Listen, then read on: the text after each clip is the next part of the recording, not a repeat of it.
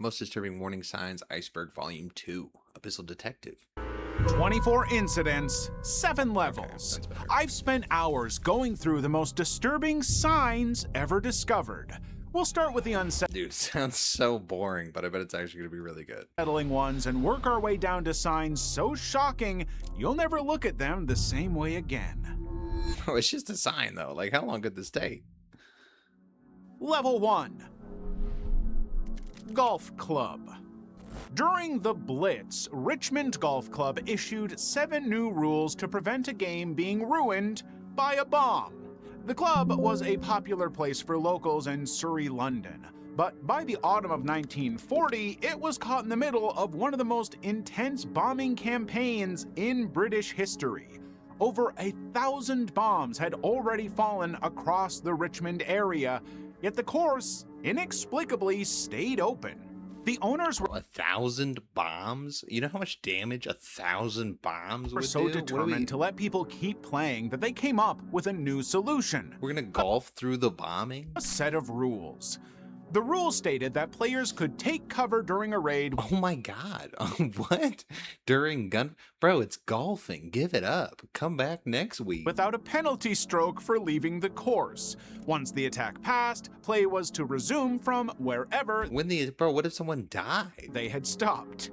However, the rules extended far beyond that. Any shrapnel found near a ball on the fairway could be moved, but only within 1 club length. Oh, see, now that's just fair. I mean, we're just, like... Let's not have it affect the game, you know? There's bombs going off. Let's not... Wow. Of where it lay. If a ball landed inside Dude, yeah. Isn't he? He's great. a bomb crater, the player could lift it and drop it at the nearest clean lie without penalty. And if a bomb Bro, why are we still trying to adhere to the game rules? Like, are we that passionate? detonated close enough during play to move a ball from its position, the ball could be returned to its position without penalty. But the document enemy never action. treated any of this as unusual. It was just another day. By 1940, German bombing raids had become routine enough that businesses like this were just adapting. And it worked. The members What? simply Dude, kept playing. Admittedly, the club's laundry building was destroyed by a bomb during this same period, but even then, the course didn't close. I would leave. I'd leave. It's still open today. In fact, Richmond Golf Club still holds the Wow. original document in its archives. Okay, that's... I wouldn't go out golfing if it was like a chance of rain, let alone a chance of raining bombs. That's what I'm saying. Okay, now that was good, bro. That was level 1? Like, what the... Field. Camp Boniface is a UN military outpost positioned right next to one of the most heavily fortified borders on Earth, the Korean DMZ. Inside the camp is a 192-yard par 3 that looks just like Bro, another golf course? any other golf course. Until you look around. Right next to the course, there's fenced-off terrain, military defenses, and areas still marked as active minefields. What is with As golfing? if all that isn't high stakes enough, the warning signs on the course exist because, well, nobody knows. World's most... Bro, they have to have, like, a disclaimer that they're not responsible if you die. They have to. Enough, the warning signs Danger, do not retrieve balls from the rough live minefields. You gotta tell people to... on the course exist because, well, nobody knows if the rough ground still contains live explosives. Wow. That changes the rules of the game pretty drastically. If you suddenly lose your ball in the minefield, you lose it. You don't walk to retrieve missed shots, you just hope that you walk away without any further hiccups. The course itself So what is wrong with golfers? Why, what's with the thrill? is dangerous. Everyone there has to be in a constant state of military readiness, always aware of the watchtowers, fences, and the fact that the other side of the we saw a border video is about this. actively defended. They desperately needed something to break the tension, but even something as simple as recreation had to be designed around the reality of security. Still, despite the high security and risk involved, almost 1,000 tourists visit per day to see how well they play under pressure. Really? How many people die? feel like there should be a bonus if you accidentally knock your ball into the minefield and it sets off a mine. I don't know. I was gonna say that's like a trick shot right there. Dude, I love the little quip he adds at the end. He doesn't do that in the second channel. Spanish flu killed more people than World War I, and this single notice was one city's entire response to it. The city was what killed people? Flu killed. Influenza lockdown. The Spanish flu killed more people than World War I, and this single notice was one city's entire response to it. The city was Kelowna, British Columbia. In October 1918, Kelowna was sitting in the worst of the second wave. The mayor issued a public order that I feel like that guy with the stethoscope don't even know what he's doing. same month, all schools, churches, theaters, and pool halls were to close, and no gatherings of more than 10 people were permitted Bro, this is just gonna be like COVID, though. anywhere. And here you all thought 2020 was a one-off. Are you allowed to say The flu that? spreading that October was targeting healthy adults in their 20s and 30s. Ordinarily, that's the exact group And then that was like 1918. That was like 100 years ago. Almost the same thing happened. that should have been able to fight it off. What are the odds of that? Instead, their immune systems overreacted, filling their own lungs with fluid faster than doctors could intervene. By the time the second wave peaked, the flu had already killed more people globally than the entire 4 years of World War I. Canada was losing Oh, I'm pretty sure though, if you get even a little bit of fluid in your lungs, like it starts causing problems. So I could see that being the case on it. Like I don't think you need a lot. tens of thousands of people within months, and now Kelowna was watching it arrive in real time. So every time they posted that notice, the town was hoping it would make a difference. Shut this building down, stop this gathering, slow this thing down by a day.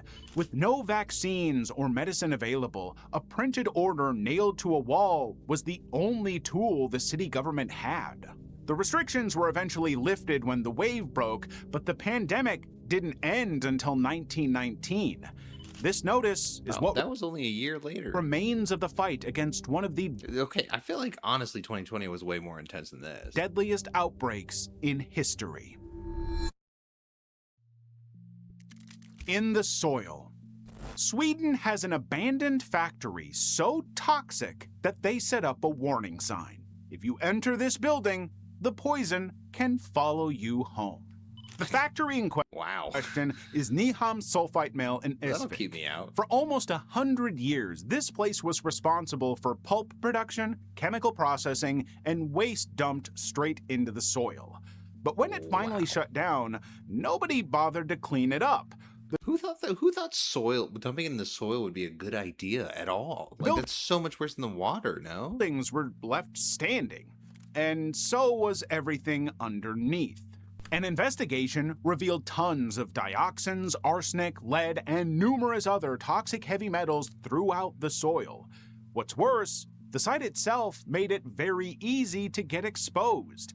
Even slight contact with the building's surface, walking through the site, Really? or just breathing in the Bro, this is exactly why I would want to do urbex exploring, because yeah, it's area you're not paying to go there because it's not like a museum type thing, like a haunted museum thing. was But you're just breathing in like mold and like worse stuff. made it even more physically unsafe. The walls are at risk of sudden collapse, and shafts are hidden under the debris with nothing to mark them. The place is such a death trap that officials put up that sign at the entrance. It warns that the moment you step into that building, you won't come back untouched. Because contamination spreads so easily, the sign is much more than a safety hazard warning. It's I feel like if I spoke this language, it would be a very clear sign. So I think they did a good job. Because the other sign, bro, that was so pathetic. Like, Basically a- closed until further notice, or like limit to 10 people gatherings. threat. So, how did it reach this point?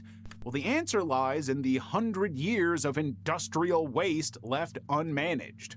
Today, Sweden's environmental agency officially ranks it among the country's highest priority contaminated sites. In 2026, the demolition finally started. Oh, good. Oh, this year. Nice. Level 2. Human soup.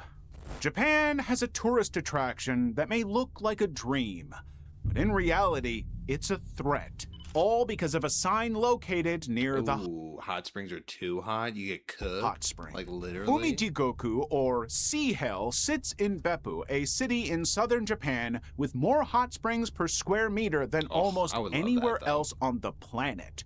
The pool is cobalt blue, incredibly clean, and surrounded by gardens. But every year, thousands of visitors lean over its edge and take photos. None of them ever thinks of touching the water. And the sign there makes sure of that. Don't because fall the in. thing that makes Umijigoku so beautiful to look at is the same thing that makes it so fatal to touch. The spring formed roughly 1,200 years ago after volcanic activity split the ground open beneath Beppu. Oh, so it's basically a volcano on top of some water, or water on top of a volcano. But the water that came up was at 98 degrees Celsius, enough to dissolve human tissue in a few hours. A person who fell in would suffer severe burns almost instantly. Oh no, they're done. And at depths of 200 meters, they wouldn't stand a chance of coming back. To prevent people from meeting their fate, you will be boiled. Ooh, that's cold. I feel like you gotta be that way though. You gotta be blunt. warning posted at the edge bluntly states, "If you fall in the pond, you will be boiled." The sign went viral on Reddit and social media for its bluntness. The hells of Beppu have been drawing visitors since the post-war tourism boom. The sign has been there the whole time, urging people not to risk becoming... It's almost like so bold that it's like kind of casual, actually. Like you'll be boiled, like you're gonna get killed. Like it's becoming part of a big human soup. Wow. That's a cool like landmark though. I would love to just even see that. Japan on the northeastern coast, an area the ocean has repeatedly turned into a disaster zone. The ground here is part of a tsunami-prone coastline, where underwater earthquakes send walls of water straight into land without warning. This village has seen it more than once. In 1896, a massive earthquake triggered a tsunami that hit the entire region. Oh my god, dude, that whole house is just going down the river. Waves reached extreme heights and moved deep into coastal sediments. Anayoshi was heavily damaged, and most of the village was destroyed. But the community banded together to rebuild their lives, but the risk never changed. By 1933, another tsunami hit Anayoshi. This time it was so severe that only a few residents survived. Yet, they never faltered. They built the town again. Newer generations took over, and Anayoshi somehow recovered from the catastrophe, only to be struck by tragedy once again. In see, if it's 3 times in a row, I mean, you just gotta live somewhere else. 2011, a magnitude 9 earthquake struck offshore. It triggered a third tsunami that devastated the northeastern coast of Honshu. As the wave moved inland, it entered Anayoshi Bay and began rising toward the village. The Anayoshi people feared history would repeat itself, but then the wave stopped right below the houses. Oh wow, okay, a little bit of universe action. Miraculously, Anayoshi was saved, and the reason traces back to the 1933 tsunami. The survivors from that disaster had made a critical decision. If the village were ever rebuilt, it needed a fixed boundary that could not be ignored or forgotten over time. So, they placed a stone on higher ground with one instruction carved into it. Remember the calamity of the great tsunamis. Do not build homes below this point. Okay, well at least they're learning from their mistake. I thought they were just rebuilding like all recklessly. When that rock they're planning it saved the village, it inspired others. And over time, many coastal towns in Japan had similar. That's kind of amazing, dude. Just the way that landmarks work and stuff, like the way we're able to use like objects for that. To the sea. Dude, I always say, like I was in a Boy Scouts and stuff, and we'd always see those like stacked rocks formations and stuff. Like that's a real thing. People do that to like communicate with the other people or whatever. I don't know. It's interesting. Yet Anayoshi did not follow that pattern. Home stayed strictly above the marker, and the village remained small and elevated. Ah, that's why it stopped just before. Okay, so it wasn't some it was just smart decision making from the past. That decision was what saved Aniyoshi in 1960 and 2011, and the lesson the whole of Japan learned was to never ignore warnings etched in stone. I mean, that's pretty fair, because it's so serious, you know? Don't just ignore it. It's a public park in Illinois where families hike, picnic, and walk their dogs. It also sits right above the burial site of the world's first nuke reactor? Oh, very first nuclear reactor. That park is Redgate Woods, a forest preserve just outside Chicago.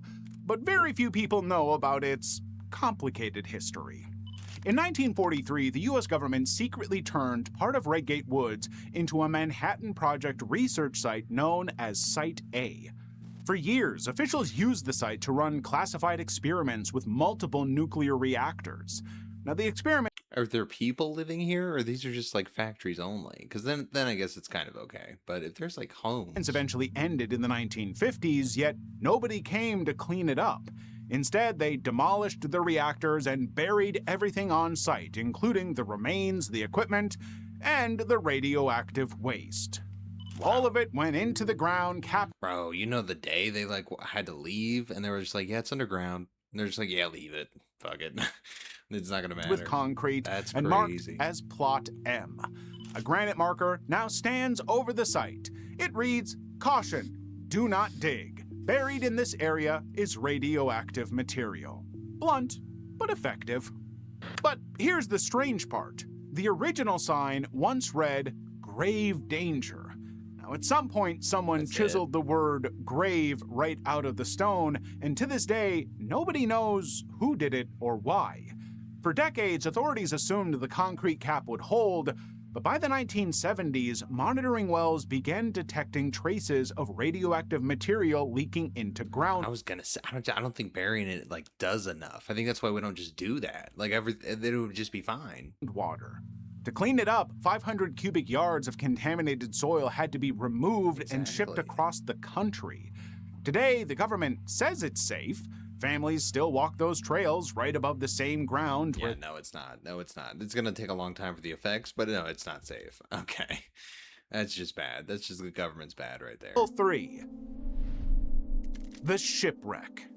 Somewhere off the coast of England sits enough explosives to potentially devastate an entire district. The strange part is that most people have never even heard of it. In the Thames estuary, a few warning signs and exclusion zones mark the location of an old shipwreck. At first glance, it seems like just another World War II relic. I mean, that just makes sense, because if you're going to be going through the water, you don't want to hit that thing. Except this wreck is different. In August 1944, the SS Richard Montgomery left Philadelphia carrying nearly 7,000 tons of bombs and other munitions intended for Allied forces fighting in Europe. Wow, 7,000 tons of bombs. It was one of thousands of Liberty ships used during the war to transport supplies across the Atlantic. Before reaching France, the Montgomery stopped in the Thames estuary to wait for a convoy, but it would never leave. On August 20th, strong winds dragged the ship's anchor. Nearby crews noticed it drifting and tried to raise the alarm. However, the warnings never reached the people who needed to hear them in time. Of course. Montgomery ran onto a sandbank and became stuck. And then the tide went out. As the water level dropped, the ship was left resting unevenly on the sand. With thousands of tons of explosives on board, the pressure on the hull became enormous. Cracks began to appear, and within days, the ship started breaking apart. And soon... It's just so big, though. That's why. It's so massive. The wreck had split in two. Now, salvage crews moved quickly to remove the cargo before the situation became even more dangerous, and they managed to recover half, but around 1,400 tons of explosives remained trapped inside flooded compartments that were becoming increasingly difficult to access safely. Well, eventually, the operation was abandoned altogether. The plan wasn't to leave it there forever. However, that's exactly what happened. Today, around 1,400 it's never been recovered. Tons of explosives remain inside the wreck, sitting exactly where they were left in 1944. There's a reason we haven't gotten Thankfully, though, nobody died when the ship ran aground, and no explosion has ever occurred. Yet the danger never truly disappeared. Unexploded ammunition. That's not clear enough, dude. We need a blunt sign that's going to tell you, you come up here, you'll be obliterated. Every year, the wreck grows weaker as it slowly deteriorates beneath the water. Authorities continue to monitor the site, plan on removing the masts, enforce exclusion. Oh yeah, I'm sure. No, they plan on it. That's great. Awesome. They plan on removing the bombs. The 7,000 tons of explosives. Remnants of war. World War II ended in 1945, but its consequences are still evident decades later. The Reichswald forest near Buchenhof in Bavaria is one of those places where a simple warning sign reflects a much bigger, ongoing risk. During the war, this forest was used by the Bro, it's all wartime old stuff. Like, why do we not use signs anymore? People just don't listen to shit, so you just stop making the signs. German Wehrmacht as a military training ground.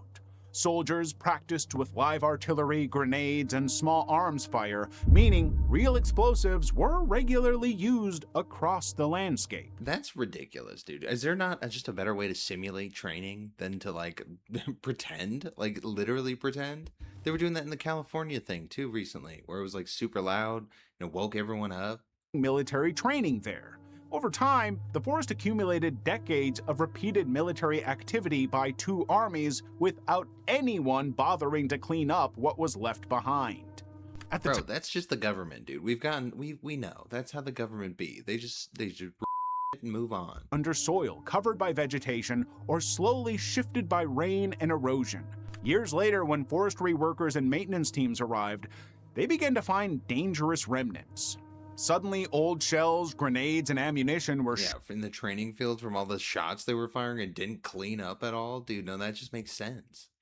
And then you're going to have a sign that's like, oh, there's explosives over here. With warning signs like this, restricting access everywhere else. Bro, that whole thing doesn't just say that. There ain't no way.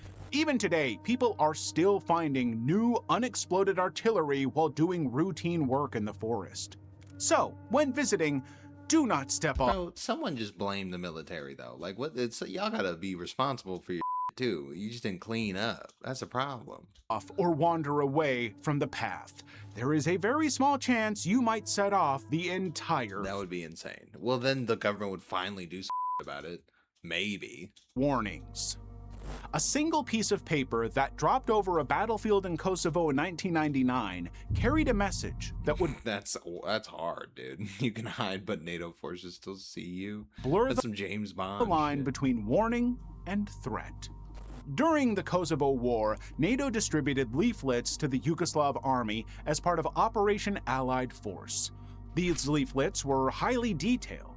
They clearly stated that the Army's locations had already been identified. Remain and face certain death or leave your unit and your equipment and get out now.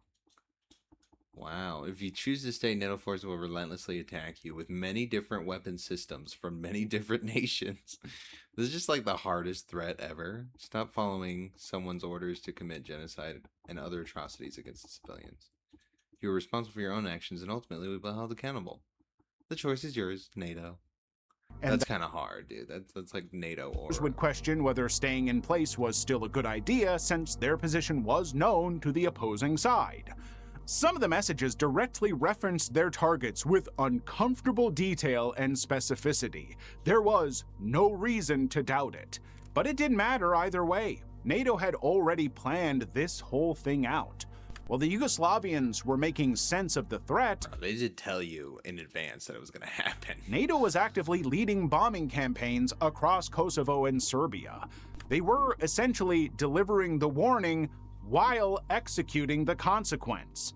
See, the leaflets were part of a wider psychological approach. NATO was looking to weaken coordination within Yugoslav forces, giving NATO's allies an advantage. Over 100 million of these leaflets were dropped during the campaign, often alongside ongoing airstrikes. By June 1999, the conflict ended with So they were marketing while in the middle of war? The Kumanovo Agreement and the withdrawal of Yugoslav forces from Kosovo. And today, the leaflet campaign is often studied as an example of modern warfare where communication is integrated directly into combat operations. That's actually kind of sick. No, that's actually kind of sick. Yeah, it's just a leaflet, but that's one of the craziest signs ever. Fit and adventurous. When you read that sign along the lava falls route in the Grand Canyon, you'd almost think it's encouraging you to keep going. But then your eyes move to the next line, and the sign becomes a warning. Lava Falls is a short but extreme descent toward the Colorado River, dropping roughly 1.5 to 2 miles through steep, exposed terrain. The conditions are harsh from the start. There is no shade, and temperatures in the inner canyon exceed 100 degrees Fahrenheit. Yeah, that's a hike, bro. That's too much of a hike for me. By the early 2010s, rangers noticed an unusual pattern in all emergencies reported through the year. The people in trouble were not inexperienced hikers, they were often seasoned outdoor enthusiasts. Hikers would descend successfully, reach the river, and then begin the ascent already drained. The real failure point was the climb back up. As they struggled, yeah, dude, I was gonna say, like, that alone is gonna keep people from being not experienced in doing this at all. They're gonna see it and be like, oh. Dehydration, fatigue, and heat stress peaked simultaneously. By the mid to late 2010s, search and rescue teams from the National Park Service were responding repeatedly to emergencies along the same stretch of trail. Many rescues occurred just minutes from safer ground, when hikers could no longer continue despite being so close to the end. That's when they put up the sign. And it's why, right after asking whether you're wow.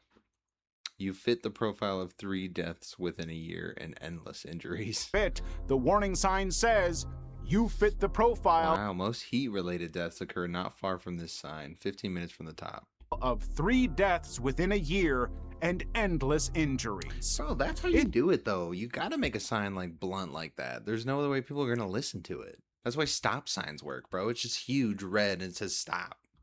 Like, we gotta do the same thing. The sign provides clear instructions on what to do in an— Oh, that's kind of a small sign, though. Like I just said, bro, it's gotta be big. You don't even need all that on the bottom, bro. Like, you could have a little mini thing on there that unfolds. That's like, you know, disclaimer. An emergency, and how to improve their chances of making it out safely. Oh, okay. So it's giving you tips. Never mind. All right, that one's kind of crazy, though. The pits. At the entrance of Ellison's cave, visitors are greeted by a warning sign that says, "This cave will try to kill you." Some believe it's only for dramatic effect, but the further you go underground— See, that one's not blunt, dude. That one's just dramatic. It's not the same. You didn't need that top part. I feel like you could have the rest, though. Has killed 3 so far and tried to kill 7 more. Some believe it's only for dramatic effect, but the further you go underground, the easier it is to understand why that sign is there. Ellison's cave lies beneath Pigeon Mountain in Georgia. You know, get a different hobby, bro. This is just silly. From the surface, it looks completely ordinary, but this is considered one of the most dangerous cave systems in the United States. As you get deeper inside, the cave system opens into a series of enormous shafts that plunge hundreds of feet into the darkness. The most famous of these is Fantastic Wow, that's beautiful. Pit, a nearly 600-foot vertical drop. To put that into perspective, that's taller than most of New York City's skyscrapers. So naturally, a cave like this attracts thrill seekers and experienced cavers from around the country. I don't get it, dude. Why would you want to repel a skyscraper distance? However, what they don't realize is that those massive drops are only part of this danger. The deeper underground you go, the conditions become increasingly unforgiving. We're just getting lost. Water constantly pours through sections of the cave, temperatures remain cold year-round, and a caver's support system against all this is only rope harnesses and technical climbing systems, which can fail at any moment. Even a small misstep can quickly spiral into a life-or-death situation. In 1999, one caver became entangled in a rope system inside a section known as Incredible Pit. Unable to free himself, he remained trapped in freezing conditions for hours. Wow. And eventually, hypothermia took his life. What a way to go. More than a decade later, the cave claimed 2 more victims. In February 2011, 2 University of Florida students entered Warm-Up Pit. During their descent, complications with their rope systems left them near a waterfall.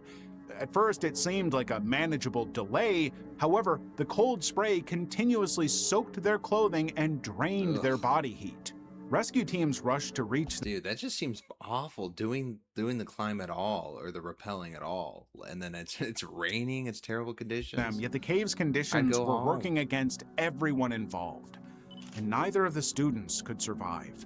The sign outside the cave warns of those tragedies. It states that the cave contains vertical drops and that you should only enter if you are an experienced caver with specialized equipment and advanced rope skills. See, bro, it needs to say all that stuff. Like, it's not say, you're paraphrasing. But I mean, I guess it's a scary sign. It doesn't do the job. Clearly, people are still going in. World War II, malaria killed more soldiers than bullets did. And in response, the military introduced one of the most ruthless mosquitoes, dude. They're the worst. Medical warnings ever printed. In the Pacific and other tropical regions, the disease spread faster than most armies could control. Mosquitoes thrived in stagnant water, dense jungle terrain made control efforts difficult, and entire units were constantly exposed during movement, construction, and even rest. Once infected, soldiers could be sidelined for weeks, and in some campaigns, disease left more troops unfit for duty than enemy fire. Damn, dude, imagine being in the military or army or whatever, and then you're just like in a medical situation the entire time. To top it all off, Japan cut off access to the most effective drug available, quinine. Instead, Allied forces had to rely on a synthetic drug called atabrine, which worked, but only if it was taken consistently. And the problem was that soldiers did not trust it. Atabrine caused noticeable side effects, including yellowing of the skin and nausea. In the middle of a brutal war, many men began skipping doses whenever they felt they could get away with it. But soon, that mass refusal led to a large-scale medical failure. So, along with fighting enemies and mosquitoes, commanders were now also fighting non-compliance. Well, to fix this, the military stopped relying solely on explanations and shifted toward psychological enforcement. They needed to send a clear message. At stations like the 363rd Station Hospital in Papua New Guinea, soldiers saw a poster showing two human skulls sitting These men didn't take their atabrine above a blunt message. These men didn't take their atabrine. The military didn't bother with details or statistics, and they had no interest in softening the message. Yeah, see that there you go. I mean, that's as blunt as it can possibly be with the two skulls on top. Soldiers saw statistics, and they had no interest in softening the message. It reduced the entire decision to a single outcome: take the drug or become the example. Exactly what they wanted. And it worked, but not instantly. Compliance improved. Oh no, yeah, people got to be done. That's why you need the data, bro. You need to say 7 people died here, 3 people, whatever. Only when combined with strict supervision, routine dosing systems, and broader malaria control measures, such as insecticide use and mosquito nets. Over time, infection rates dropped significantly, especially in the final years of the war. Of course, the sign itself didn't eliminate malaria, but those skulls did change behavior in a way medical instructions alone could not. And that, yeah. I mean, I'd be a lot more inclined to follow my doctor's orders if they're like, do this, and then held up a skull and went, or else. Yeah, that'd be a pretty bad profession though, but... If you drive through South Dakota long enough, you'll eventually start to see white signs with a red X. On one side, it simply says, think. On the other hand, it asks, oh, what?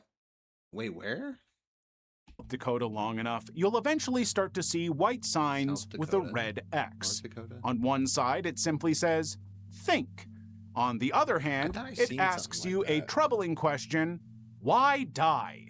When we first found out about these signs, they seemed like part of an aggressive road safety campaign.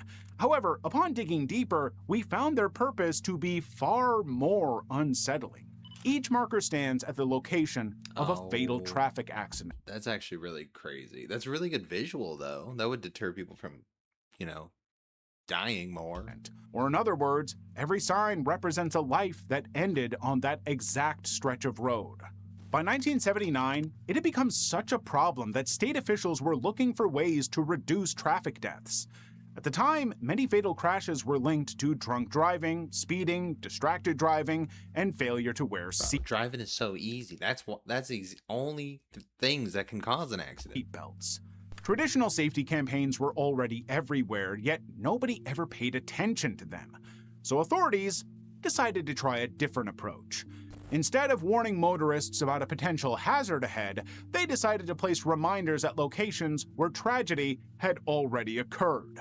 After all, a driver might ignore statistics or a television advertisement, but seeing a marker beside— Yeah, bro, it's just like the skull. Like, if you just added a few skulls every couple of weeks to the last one, it would do the same. the road is hard to dismiss, especially once you know what it means. The program also comes with specific rules. If a victim's family objects, a marker is not installed. If a sign is removed because of damage or road construction, it is not replaced unless the family requests it. But Okay, so it's not even an accurate counting indicator then, but I mean, it's okay. as for whether the signs actually work, that's harder to answer. South Dakota has never published a clear measure of their effectiveness, and even today, public opinion remains divided. Some people see them as powerful reminders, others think they have no long-term effect and drive past without a second thought. That might be the problem. Like, that might be why you don't want to do research on it, because you find out that it actually doesn't have any effect, and now it has zero positive effect, even for the people who kind of were like, you know, it was working for them. And it just kind of— So, an unexploded bomb might sound like a lucky Bro, this outcome. is just like the other one. After all, if it didn't go off, nobody got hurt. But an unexploded bomb is still a bomb. It simply delays the Bro, I bet it goes off, right? moment it becomes dangerous. That is exactly what a warning sign near the ticket counter in Nong Kea, Laos is trying to tell visitors. Step beyond the marked trail, and you could be walking over undetonated explosives that have remained hidden since the Vietnam War. Wow. The warning traces back to a— I mean, that's a simple warning, though. And why are we having it on display, though? Like, I understand why we wouldn't want to touch it, you know? Why are we— came from the ones that didn't go off. Roughly 30% of the munitions failed to detonate. That left an Wow, that is way too many, dude. 30%? And that doesn't even count, like, gun jams and stuff that are a good bullet's wasted. estimated 80 million unexploded bomblets and bombs scattered across the Bro, the government has just entirely failed. Like, on every aspect of every little part. Like, it's so bad.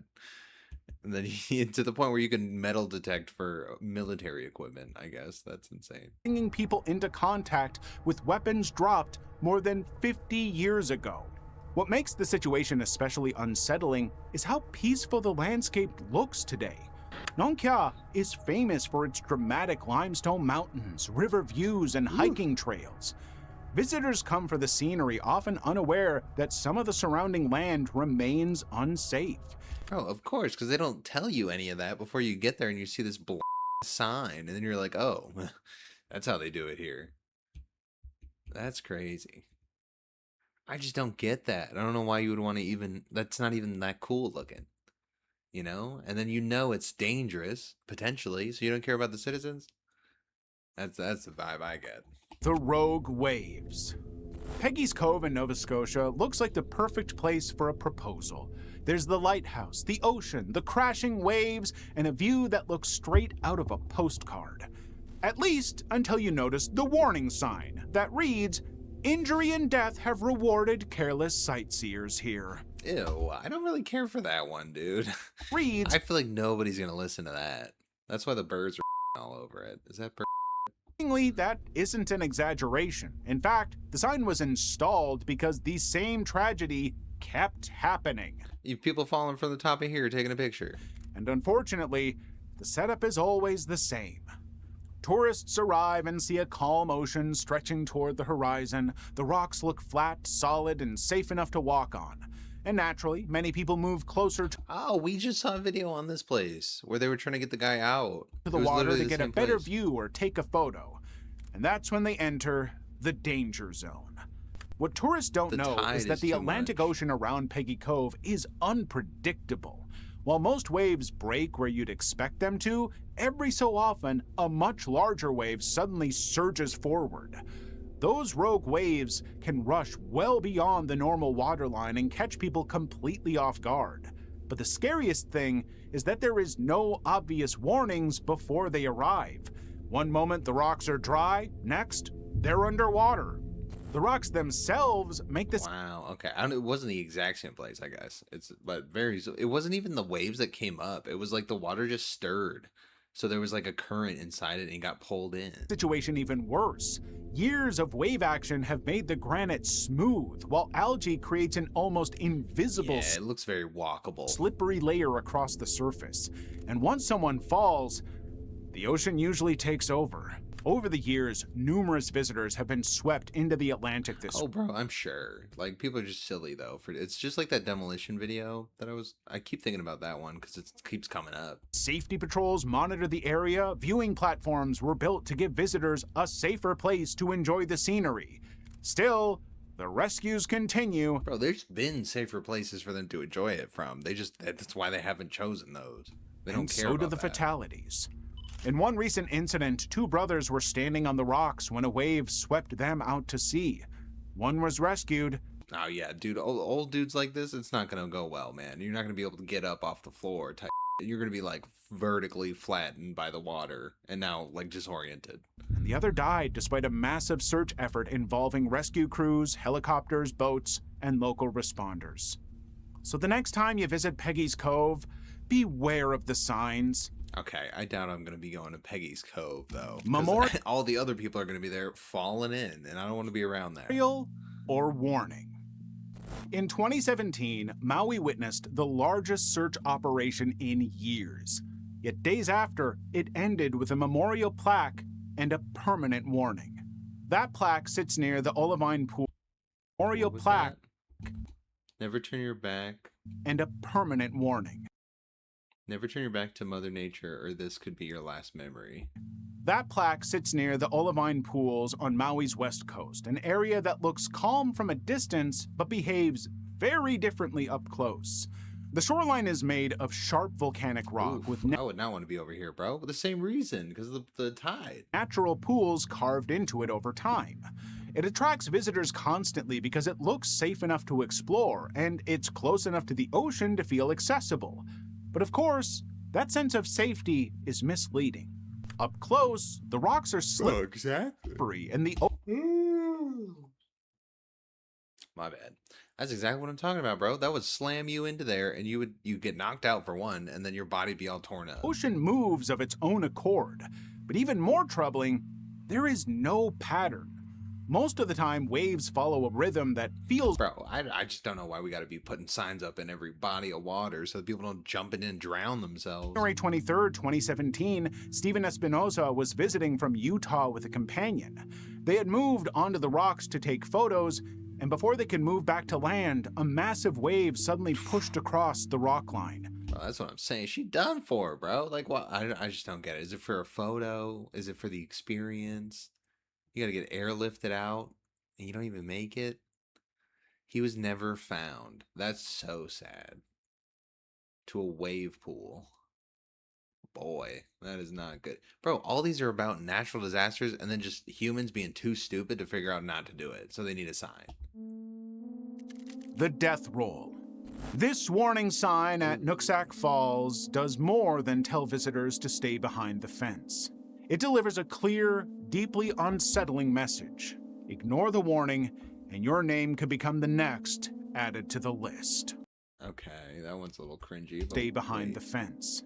It delivers— It is not possible to get views of the falls that compare to the professional photographs presented on this display. So present different display images. Like, you don't even care. Your pursuit of marketing just trumps out any kind of like human safety measures. a clear, deeply unsettling message. Ignore the warning. Okay, well then I just think they're like a kind of a piece of shit people who run it. Falls is one of the most accessible waterfalls in Washington state. Located just off a highway, it takes only a short walk to reach the viewing area. From there, visitors can watch the North Fork Nooksack River plunge 88 feet into a narrow rocky canyon. But because it's so easy to access, many people assume it is also safe. In fact, this seemingly safe roadside attraction has actually built up a decades-long history of fatal accidents. The danger comes from the gap between what visitors see and what they think they can get away with. The designated viewing areas already provide a clear view of the waterfall. Bro, and it's literally just to sit there and watch some water do its water thing. Like, I don't understand why you gotta, like, want to risk your life just for the right angle. For Instagram, bro? For, like, the 27 people at most who are gonna like it and be like, oh, eh. That seems stupid. Weird way to live your life. Perfectly safe. But some visitors believe the fences are overly cautious, so they climb over them to get a better photo, a better angle, or a closer look at the water. And beyond those fences, the terrain changes almost immediately. Wet rocks become slippery, the cliffs get steeper, and a single misstep can send someone into the canyon. It's walled, it's like blocked off. You're not supposed to go over there, so it's not worn down so where you can walk on it. It's not all dried out because there's other people walking below. Most of the deaths occurred here because people deliberately stepped beyond the areas designated. Dude, people do that here, and there's like a Red Rock viewing thing where you can like see the Red Rock Mountains, and then people, it's just not enough for them, so they want to like go all the way into it or something. Like, you don't just enjoy the viewpoint and get to see the image to protect them. As the years passed, the pattern repeated so many times that authorities eventually Okay, and then that's what the sign, that's it? I mean, I feel like they don't do a good enough job. Respectful enumeration of those known to have perished. Okay, not all that many. There was a span of 40 years, 30 years where nothing happened. Continue to be added to the list. Most recently, in March 2020. For a 17-year-old? That's crazy. Okay. No, that one's kind of wild. Dude, they're all just like water. That we've covered so far. Oh, and like toxic stuff, yeah. Super fun site. Toxic waste dump, PCB contaminated soil and water runoff. This one's different because it wasn't put up by the government or by authorities. It was created by residents who believed the government had waited far too long to act. In the small town of Minden, West Virginia, especially in a small-ass place like this, warning signs about toxic contamination began appearing long before the area received national attention.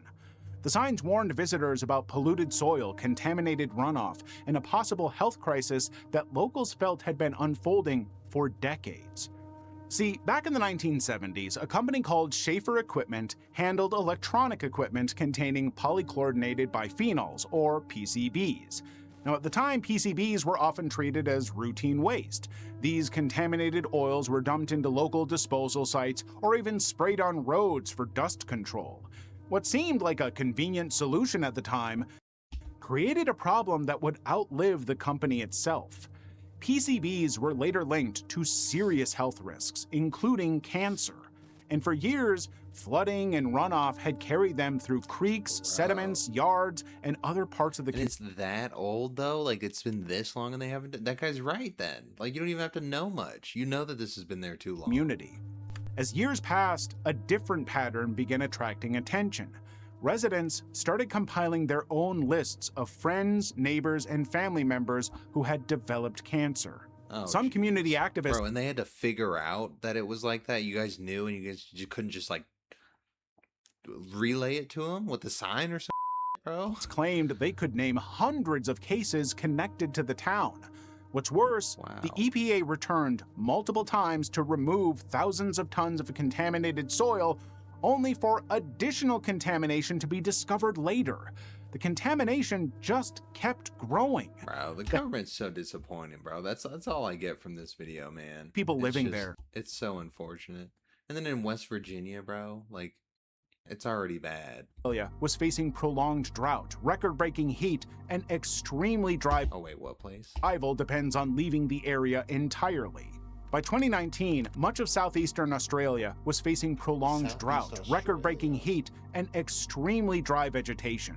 When strong winds and low humidity moved through these regions, the focus of emergency services shifted from whether fires would start to how uncontrollable they would become once ignition occurred.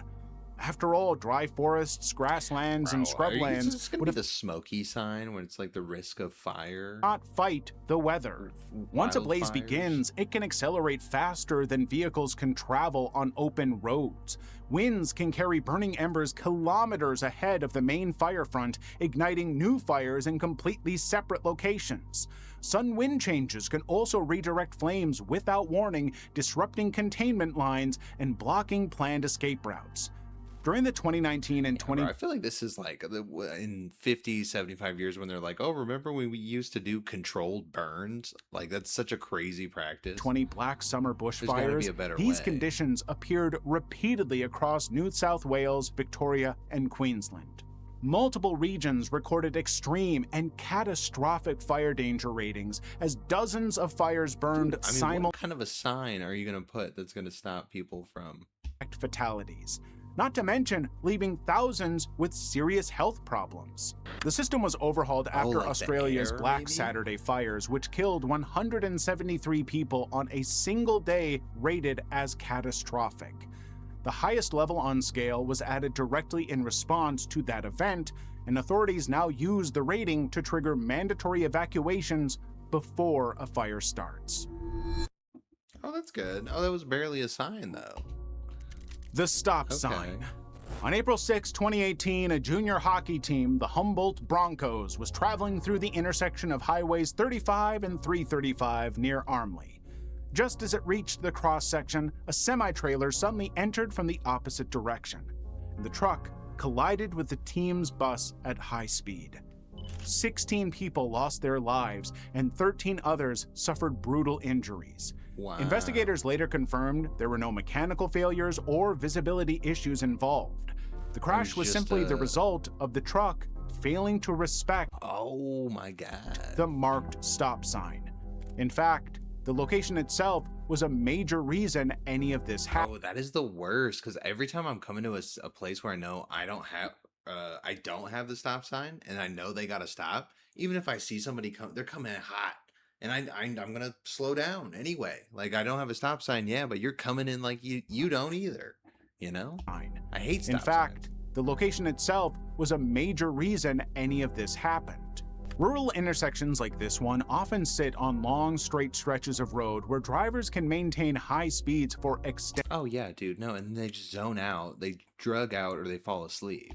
Both the bus and the semi were moving at highway speeds at the moment of impact.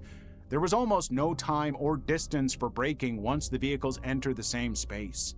In the days after the collision, the intersection became a place of public mourning, and the ignored stop sign became a commemoration of a mistake that led to 16 tragedies. The truck driver, Dude, they're Jaksarat like Singh kids, Sidhu, was later charged and pleaded guilty to dangerous driving, causing death and bodily harm. Bro, that's got to be life in prison. I'm sorry, even if it wasn't on purpose, bro. 16 people died. And he was sentenced to 8 years in Half a year for each person. That's not fair. prison. Today, the intersection remains active, but for those who know the backstory, the stop sign carries a different meaning. Nah, that's just infuriating that he got such a light sentence, actually. Bosnia and Herzegovina marks places where the ground hides the remnants of war. The Bosnian War lasted from 1992 to 1995, and during that time, all sides placed landmines and other explosives across forests, fields, and village paths. But a lot of these explosives were never properly mapped or recorded. When the war So we don't ended know with where the they Dayton are. Agreement in 1995, the fighting stopped, but the mines stayed in the ground. After the war, people Bro, again, the government, dude, pick up after your goddamn selves. Like, that's one of the first things you learn as a human. Pick up your goddamn toys, dude. You put the mines down, now pick them up. slowly returned to their homes and started farming, herding animals, and walking the same hills again. Right into a The mine. problem was that no one could be fully sure which areas were safe. Some land had been cleared, but a lot of it hadn't, and in many places, mines were still hidden just under the surface. Oh my god. That's where you just start playing golf. So just like the first one, you start hitting golf balls over there and see if they pop. The warning signs were put up to mark entire areas where mines might still be buried. In fact, even now, tens of thousands of mines are still somewhere in Bosnia, Tens of thousands, though? hidden beneath hundreds of thousands of people living in rural regions. Often, people collecting firewood, herding goats, or hunting sometimes accidentally step into these areas because they look completely normal on the outside. Forests grow back, grass covers everything, and there's nothing visible to tell you what's underneath. However, the danger never goes away. Bro, if you know there's mines there that are active, I think it's not enough to put the sign. I think it's not enough. I think you need to go in and find out where they are, because citizens aren't going to do that. We don't have the technology or the time. Over the years, more than 1,700 people have been injured by leftover mines, and hundreds have died. Wow, I thought nobody died. Hundreds of people are dying. Thousands are stepping on the mines, and they're still not doing anything about it. Bro. Every single time it turns into this, dude. It's being upset with either the cops or the government, and there's nothing you can do at that point. That's the end of the cycle. And most tragically, some of them were children who didn't even know they were walking into a dangerous zone. Wow. In places like hills near Mostar, the red signs are still stuck into the ground. Decades later, part of the countryside are still not fully safe. They just okay, then it never will be, dude. If they haven't fixed it now, it never will be, and they're gonna put more mines down before they take those out.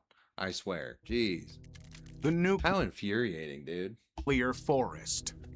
A warning sign stands in the flat grassland of Semipalatinsk, Kazakhstan. It warns anyone who reads it that the ground beneath their feet is one of the most heavily radioactive patches of land on Earth. Oh, wow. From 1949 to 1989, 456 nuclear weapons were detonated here, making it one of the most heavily tested areas on Earth. It was chosen because it was described as remote and uninhabited, even though nearby villages were continuing to function as normal. The first tests were carried out above ground, which meant radioactive fallout spread directly through wind and dust across surrounding regions. But after international pressure led to the 1963 Limited Test Ban Treaty, testing moved underground. That change reduced the visible explosions. I don't know, bro. I don't think it matters, though, because you know how long it probably took them to freaking decide on this? Like, it was probably already too late. Everything just takes too long, bro, when you gotta, like, communicate with all these other lame-ass humans. Tests. Many residents continued living, farming, and herding livestock in areas affected by repeated testing, unaware of radiation exposure or its long-term effects. Over time, medical studies began documenting higher rates of cancer, birth defects, and chronic illness across communities like these in eastern Kazakhstan. By the late 80s, the situation had grown so undeniable that public pressure could no longer be ignored. Bro, in 1989, there's nothing you can even do, though. You can't just get up and move. The final nuclear test was carried out, and within 2 years, the site was officially closed. However, closure did not mean restoration. Large parts of the site remain contaminated, with radiation levels in certain zones still high enough to restrict access. The land is divided into areas that are partially usable and others that remain off-limits for long-term safety reasons, based on how deeply radiation penetrated the ground. The warnings... Bro, if any of it has radiation, I feel like you shouldn't use any of it. What do you mean this building's usable? This one's okay. But the one next door, that one's full of radiation. You don't want to go in there. Signs placed around Semipalatinsk now serve as boundaries around this highly contaminated landscape. I mean, it was just them not paying attention to the people around, not giving a shit. Like, it's... I don't know. That one kind of is hollow to me. Bozrozdenya Island. Bozrozdenya Island sits in the middle of the Aral Sea, completely cut off from the outside world, which of course makes it perfect as a testing site for literally every bad thing imaginable. In the 1930s, the Soviet Union eagerly chose this remote island as the site for a full biological weapons testing complex. By the late 1940s, it had become a controlled site for experiments involving... I don't understand why we have to physically test out weapons. Like, can we not just, like, digitally test out, like, what you have? Like, do you need to shoot it? Like, especially an explosive? Pathogens like anthrax, plague, tularemia, and smallpox. It was basically a testing ground where diseases were deliberately released outdoors to... Oh, so this isn't explosives. This is just diseases. This is even worse. This is like biological warfare site. Secretive bioweapons programs in the Soviet Union. For decades, there was almost no public information about what was happening there. Even nearby not. settlements were kept where they were with only limited knowledge of the operations. This secrecy continued until the collapse of the Soviet Union in the early 1990s. Oh my God, look at this guy. Look at that mug. Oof. When the site was finally shut down and abandoned. Yet the problem didn't actually end. In 1988, Bro, large you're keeping around biomaterial. Of course it's not going to end. quantities of anthrax material were buried on the island. When the Aral Sea began shrinking soon after, Vozrozdenia gradually stopped being an island at all. It turned into a peninsula, making areas that were once Oh, wow. And then they have anthrax just all over the place. isolated, physically accessible from the mainland. That was a terrifying new problem. If contaminated burial pits were exposed or disturbed, there was a very real possibility that those diseases might still be surviving in the soil. All it would take is one person to get infected, and we have a new, horrifying pandemic. In the early 2000s, US and regional teams carried out decontamination work, sealing See, but if we did the work in the beginning, we wouldn't have to do the work after, which is more. known anthrax sites and dismantling parts of the remaining infrastructure. Today, despite that effort, warning signs still remain in the region, Do they bury it into concrete? advising visitors to be cautious about potential risks. Now, if you found this journey through Okay, wow. Now that was fantastic, dude. Especially for just signs. I feel like he made it like so. Wait. Oh, Patreon level 8. That's right.